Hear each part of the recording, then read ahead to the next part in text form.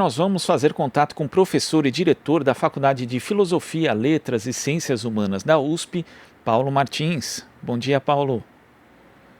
Bom dia, Glauco. É um prazer estar com vocês novamente. Prazer é nosso.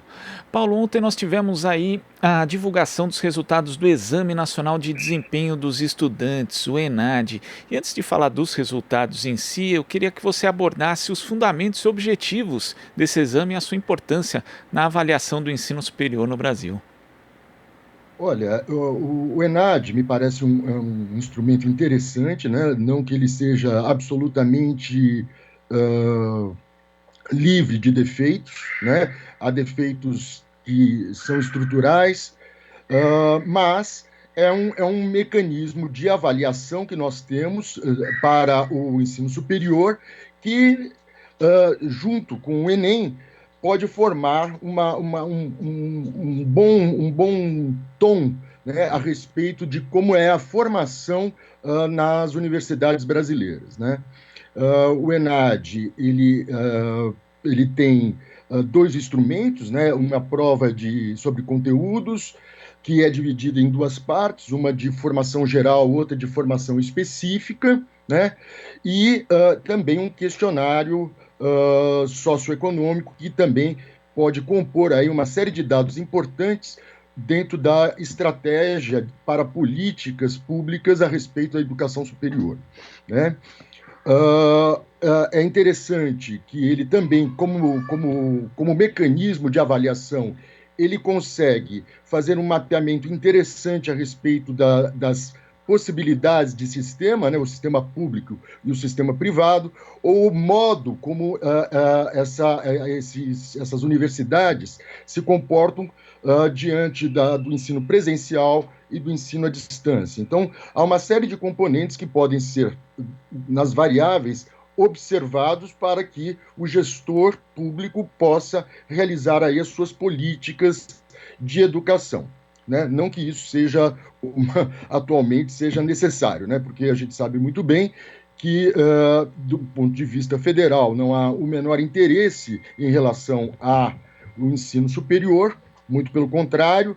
Desde o início do governo Bolsonaro, nós vemos sistematicamente uh, a, uma violência contra as universidades federais, não só as federais, e também aqui em São Paulo, recentemente, nós tivemos também diante do PL 529, a possibilidade também de confisco de valores das três universidades estaduais e também da FAPESP. Então, quer dizer, nós conseguimos entender, pelo menos eu consigo enxergar diante disso, que ainda que nós tenhamos um instrumento de avaliação, temos assim, restrições do ponto de vista de políticas públicas que atendam efetivamente à educação superior.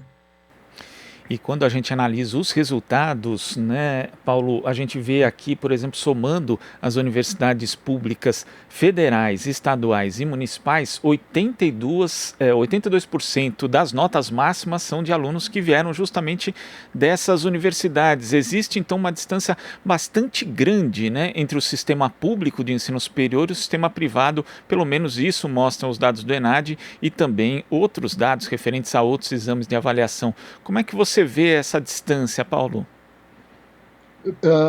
Me parece que ainda tem um dado muito importante que a gente não aparece na pesquisa. Por exemplo, a Universidade de São Paulo se recusa a participar do ENAD. Então, quer dizer, como ela não é atendida pelo Ministério da Educação, e sim pela Secretaria de Estado da Educação, ou seja, a gente está subordinado ao Conselho Estadual de Educação, nós não temos a obrigatoriedade de participar, né?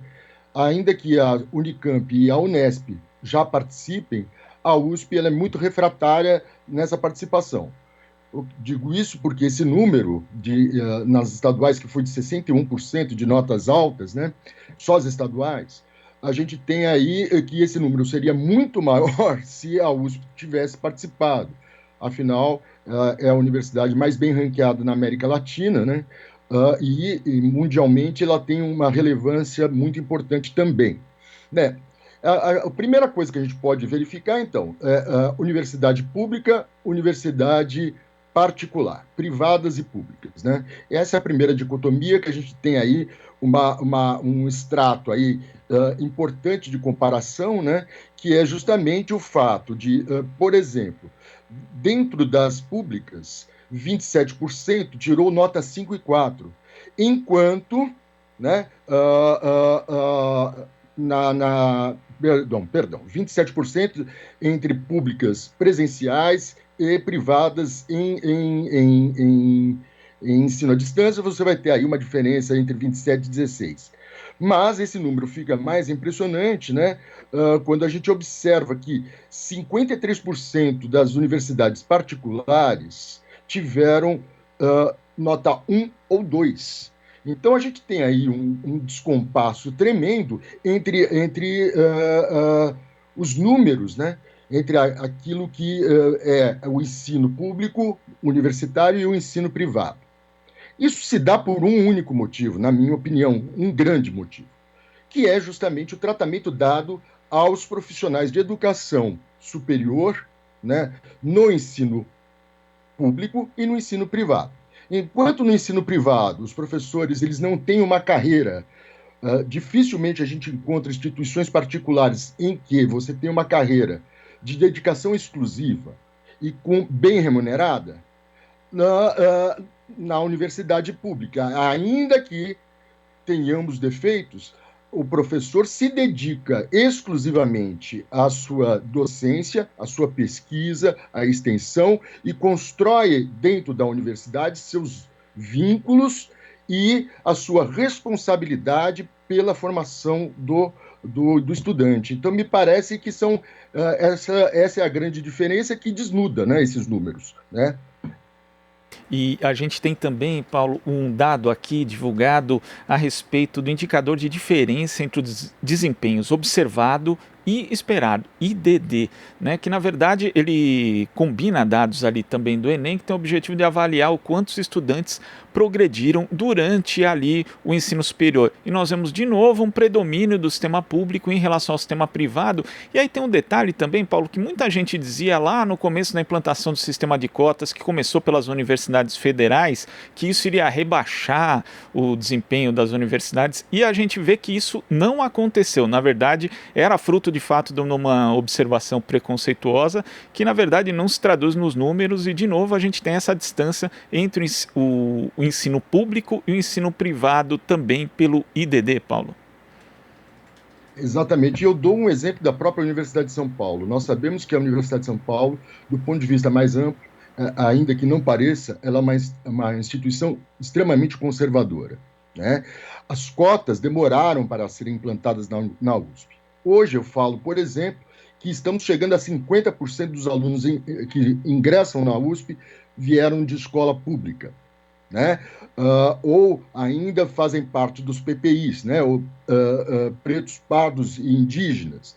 Nós temos, então, aí um regime de cotas que vem se ampliando nos últimos anos, nos últimos 4 anos, pelo menos, e nós estamos notando, quer dizer, que não há um grande desnível entre um e outro. Basta que você dê o amparo, o acolhimento e o atendimento a esse aluno que entra com algum tipo de dificuldade, justamente porque no ensino de segundo grau, no ensino fundamental, ensino médio e no ensino fundamental, eles não tiveram o acolhimento necessário para poder desenvolver a sua vida estudantil. Então, é realmente um mito, né? As políticas de acolhimento, elas em si não trazem problema nenhum, muito pelo contrário, ela traz a solução para a série de injustiças que a nossa sociedade proporciona contra as minorias. Isso sim é verdade, né?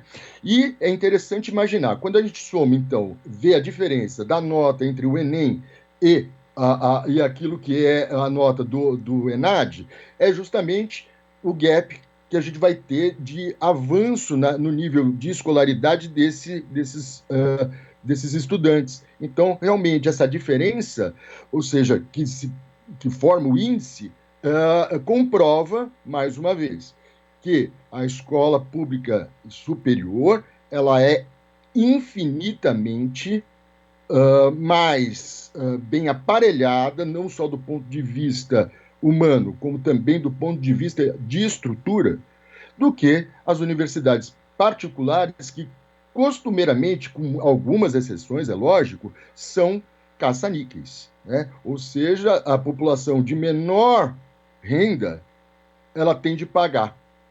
Aquela que tem mais renda não paga.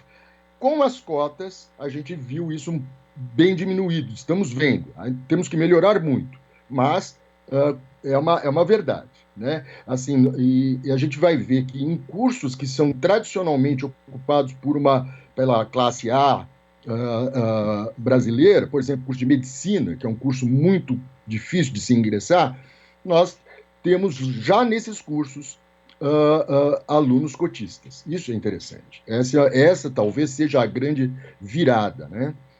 Talvez. Agora, Paulo, você citou inclusive ali na sua primeira resposta o contexto, né, que vivem as universidades públicas brasileiras hoje. No âmbito estadual, aqui em São Paulo, tivemos aí o PL 529, que na verdade planejava uma retirada ampla de recursos das universidades, também da FAPESP. Isso acabou não acontecendo, mas também a gente já tem uma projeção de queda na arrecadação do ICMS que deve afetar o orçamento das universidades paulistas. No âmbito federal, temos a projeção de corte de recursos. Além do corte de recursos, a gente vê as universidades federais sendo atacadas diuturnamente pelo próprio presidente da República, também pelo ex-ministro da Educação, que costumava fazer isso com recorrência. Então, esses números também agregados a outras avaliações mostram a importância do ensino superior público no Brasil e como, na verdade, teria que ter mais investimento, inclusive, para ampliar o acesso das pessoas e também manter a qualidade, né, Paulo? Sem dúvida. No caso das federais, parece que a tendência do orçamento para o ano que vem é um corte nas discricionárias, nas despesas discricionárias, na ordem de 17,5%, o que equivale a um valor de 994 milhões e 600 mil reais de corte, o que irá ser desastroso, porque as discricionárias não são aquelas obrigatórias, ou seja, pagamento de salário, mas é pagamento de luz, água, telefone, funcionário terceirizado, enfim, vão conseguir, se isso acontecer, né? Ele já havia prometido isso antes, mas está prometendo novamente, né?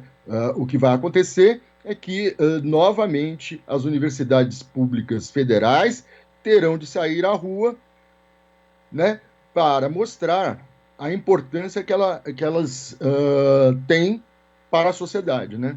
Foi aquela vez com a suspensão dos recursos aconteceu, né? E agora parece que eles, então, parece que é prazer, né? É prazer você ficar punindo o pensamento crítico, né? Na verdade é isso. É assim. Onde se produz pensamento crítico é um lugar em que não se vale a pena investir, muito pelo contrário, você pune com a retirada de recursos, né? É a nossa vida, né? É o nosso cotidiano dentro da universidade. A gente tem que dar graças, né, ao fato das universidades estaduais paulistas e mesmo as federais ainda estarem bem de recursos. As federais nem tanto, mas as estaduais elas estão sendo bem geridas e tendo resultados importantes para a nossa sociedade, né? Eu acho que é por aí. Tá certo, Paulo. Queria agradecer sua participação aqui no Jornal Brasil Atual e até a próxima. Até a próxima, Glauco. Foi um prazer retornar e estou à disposição assim que precisarem conversar a respeito de educação superior. Estou à disposição. Muito obrigado. Conversamos aqui com o professor e diretor da Faculdade de Filosofia, Letras e Ciências Humanas da USP, Paulo Martins. Você está ouvindo Jornal Brasil Atual. As notícias que os outros não dão.